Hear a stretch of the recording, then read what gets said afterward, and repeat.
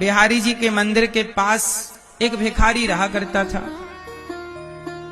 जब उसकी मृत्यु हुई तो उसका सामान पुलिस वालों ने उठाया। भिखारियों का वहीं हो जाता है सामान, गुदड़ी इत्यादि। तो पुलिस ने जब पैसा उसके सामान को उठाया, जो कि मर ही गया तो सामान का क्या करते, सामान उठाया, पुलिस ने जब्त किया तो पता लगा कि उस भिखारी के पास लगभग 25 लाख रुपए थे। 25 लाख रुपए उसके बोरिया बिस्तर में थे और वो उसी के ऊपर बैठकर, उसी के ऊपर लेटकर भीख मांगता रहता था। पैसे के ऊपर बैठकर पैसा मांगता है।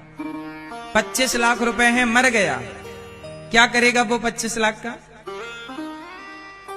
अपने जीते जी किसी को भोजन करा दिया होता तो उसे पुण्य मिल जाता। किसी बेटी का ब्याह कर दिया होता तो पुण्य मिल जाता। किसी दीन दुखी की सेवा में लगा दिया होता तो पुण्य मिल जाता। लेकिन बताओ, पैसा रख के मर गया, इससे कोई पुण्य मिला उसे? और वो सारी जिंदगी पैसा मांगता रहा, सारी जिंदगी पैसा मांगता रहा। मुझे एक बात बताओ कि इतना पैसा कमाना बुरा नहीं है। पहले ये तो सोचो कि पैसा कमा किसके लिए रहे हो। पैसा कमाना बुरा नहीं है भाई, खूब पैसा कमाना चाहिए, पर मुझे आप लोग ये बताओ कि पैसा किसके लिए कमा रहे हो? किसके लिए कमा रहे हो? अपने लिए घर बनवाने के लिए ना? चलो भगवान करे आपका घर जल्दी बन जाए। आपको गाड़ी खरीदना है ना बड़ी, इसके लिए चलो भगवान करे गाड़ी भी आपकी आ जाए।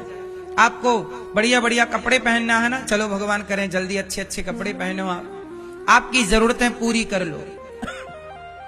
कुछ लोगों का देखो, आपका घर भी बन गया, गाड़ी भी आ गई, आपकी जरूरतें भी पूरी हो गई, फिर भी आप पैसा कमा रहे हैं। कमाइए, पर अब मुझे ये बताइए कि जब सारी जरूरतें पूरी हो गई तो अब जो पैसा कमा रहे हो उसका उद्देश्य क्या है?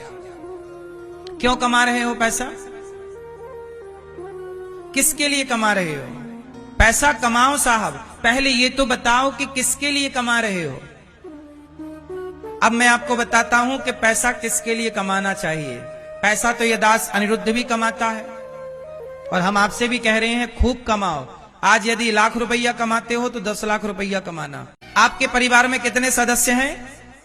4 लोग, 5 लोग, 6 लोग, 7 लोग, 10 लोग। माता पिता, पति पत्नी, बेटा बेटी, भाई भौजाई। अधिकांश आजकल के परिवार 4 लोगों का है या 6 लोगों का है। आप लोग कमाते हो ना 6 लोगों के लिए, और सारी जिंदगी कमाते हो 6 लोगों के लिए। अब मेरा सुनो, ये दास अनिरुद्ध, आपकी 1 माँ है और आपके घर में 6 लोग हैं। दास अनिरुद्ध की 290 वृद्ध माताएं गौरी गोपाल आश्रम में। आज के युग में जो बेटी अपनी माँ को घर से निकाल देता है, उन माताओं के लिए गौरी गोपाल आश्रम में आश्रय मिलता है। और उन माओ का बेटा बनकर ये दास अनिरुद्ध उनकी दवाई से लेकर, उनके भोजन से लेकर, उनकी सारी सेवाएं गौरी गोपाल आश्रम में मेरी 290 माताएं हैं। अब बताओ, तुम 6 लोगों के लिए कमाते हो ना? इतना कमाते हो तो मेरी 290 माएं हैं और सारी माएं बूढ़ी हैं। रोज लाखों रुपया दवाई का खर्चा है। 290 माएं जहां होंगी तो एक एक माँ को भी यदि दवाई की थोड़ी थोड़ी भी जरूरत हो गई तो समझ लो कितनी दवाई लगेंगी। तो बताओ, मुझे कमाना जरूरी है कि नहीं? तो मैं किसके लिए कमा रहा हूं? मैं इसलिए कमा रहा हूं कि भगवान को मुंह दिखा सकूं। अपने लिए तो सब कमाते हैं, अपनों का पेट तो सब भरते हैं, पर हमारे शास्त्र और संत कहते हैं सभी में बांट कर खाए उसे इंसान कहते हैं।